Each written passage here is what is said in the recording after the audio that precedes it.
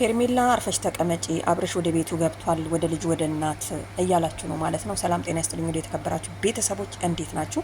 እንግዲህ ለፉት ቪዲዮቹ ምንድነው የምንማረው? አብርሽ ሀብሎቹ ላይ እና ሰዓት ላይ አለ ተብሎ እነሱም ወልቀው ለጊዜው እንግዲህ አብርሽ እንደዛው ነው። ምንም የተሻለው ነገር የለም።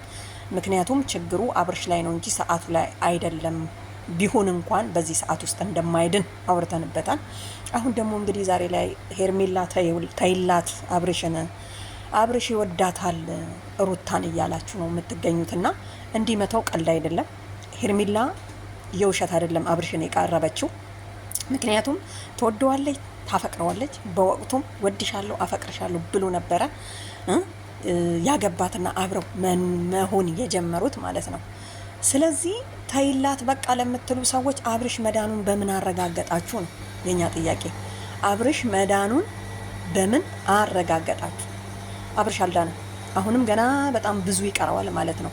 ይሄ ልጅ ቢድን ወደ ሄርሜላ እንደሚመለስ ምንም ጥርጥር የለውም። ምክንያቱም ማንም ያደርግበት እሱ ጊዜ ይፍጀው ነው እና ቤተሰብ በነሱ በሄርሜላ ጫማ ቆመን ብናይ ሄርሜላ ትጎዳለች፣ በትክክል ትጎዳለች። አብርሽ በትክክለኛ መንገድ ጤነኛ ሆኖ እውነትም የሩታ ሚስትነት የልጁ ቤቱ ናፍቆት ጸጽቶት ከተመለሰ ጥሩ ነው፣ እንኳን ተመለሰ። ግን አብርሽ ጸጽቶት አይደለም የተመለሰው። የሆነ ነገር ስለተደረገበት ብቻ ነው የሚንገላጀጀው። በቃ የሆነ ነገር የሚያፈዘው አብርሽ ድሮ ነቄ ነው፣ ቀልጣፋ ነው፣ ያሉትን አይሰማም፣ በራሱ ጭንቅላት የሚመራ ነው።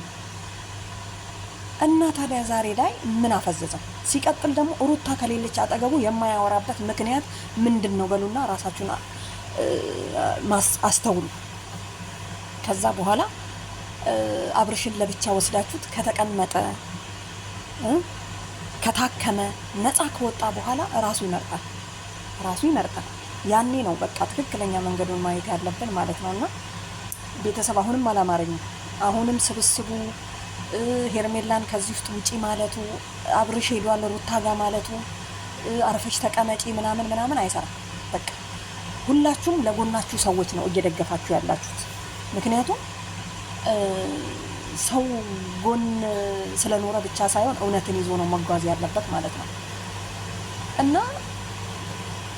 እኔ የሆነ በቃ ራሴን የሚያስጠይቀኝ ነገር አብርሽ ለምንድን ነው ሩታ ከሌለች የማያወራው? ኮንፊደንስ ራሱ የለውም። በጣም ይፈዛል፣ ይፈራል።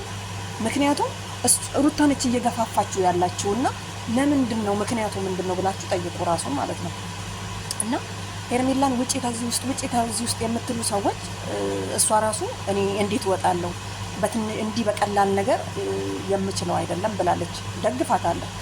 ምክንያቱም ማንም ሰው ዝም ብሎ አይደለም ከሜዳ ተነስቶ አብርሽ በወቅቱ ሩታን አልፈልግም ብሎ ሲለመን ሩታም ስትለመን አብራችሁ ሆኑ ተብለው እምቢ ተባብለው አይደል የተውት። እና ታዲያ ዛሬ ላይ እሱና ሄርሜላ አብረው ስለሆኑ ይሄ ሁሉ እንትን መምጣት አያስፈልገውም። ምክንያቱም ሄርሜላ ነፃ ነው፣ አብርሽ ነፃ ነው፣ ከሩታ ጋር 80 ቀዶ ነው ብላ ነው የተገናኘችው ማለት ነው።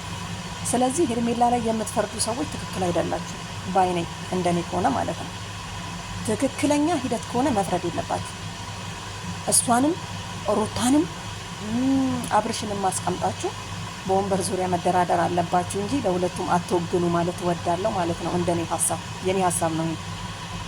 ስለዚህ ሄርሜላ አይዞሽ፣ ካልሆነ ከህይወታቸው ተወጪና አብርሽ ጤነኛ ሲሆን ያው ለምን እንደተወሽ ምክንያቱን ለማወቅ እንጂ አብርሽ ከእንግዲህ አንቺ ጋር ቢመጣ አይጠቅምሽ። ምክንያቱም መሄዱ አይቀርም በሚለው ትይዣለሽ ማለት ነው። ስለዚህ እስካሁን ላሉት ነገር ጥፋት የለብሽም እና እስካሁን ላለፈ ነገር ምንም ጥፋት አለብሽ ብዬ አላምንም። ምክንያቱም በቃ አይጠቅምሽም።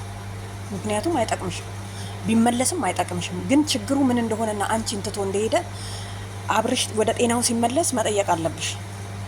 ለምን ጥሎኝ ሄደ? ምክንያቱም አንቺም ከጸጸት ውስጥ እንድትወጪ ምን አድርጌው ነው አብርሽን እኔ ሳላቅ አስከፍቼው ሊሆን ይችላል ወይ ብለሽ ማለት ነው። እና ወንዶችን ክብካቤ ይወዳሉ፣ ሴቶች ደግሞ ወንዶችን ካልወደዱ አይንከባከቡም ስትይ ነበር ማለት ነው ሀዊ። እና እውነት ነው፣ ወንድ ልጅ ከተመቻት ሴት ልጅ ትንከባከበዋለች። ወንዶችም ሴቶች ሳይመቻቸው ቀርጦ የት ነው ተንከባክበው የሚያውቁት ማለት ነው። ስለዚህ ሩታውን በደንብ ጨብጣ ይዘዋለች አብርሽን። ገባችሁ አይደለም? ወንዶች ደግሞ በእንክብካቤው ብቻ አብርሽ በእንክብካቤ ብቻ አይደለም የተቀመጠው አሁን በዚህ ባለው ሰዓት ማለት ነው። ምኑንም አያውቀው።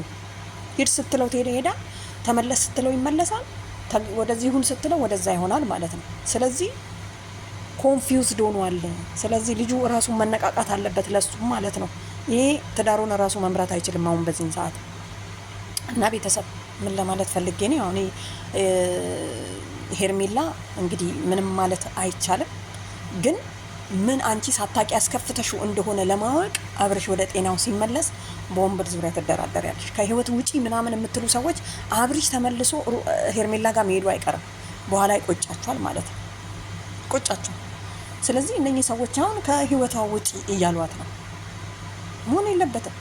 በቃ ወንድምሽን ስሚ ምናምን ነገር የምትሉ ሰዎች አላቸውና ያው የሆነ ነገር ሊኖር ይችላል፣ ባይቆጭም ያንገበግባል በሚለው ቤተሰብ። ለማንኛውም አመሰግናለሁ።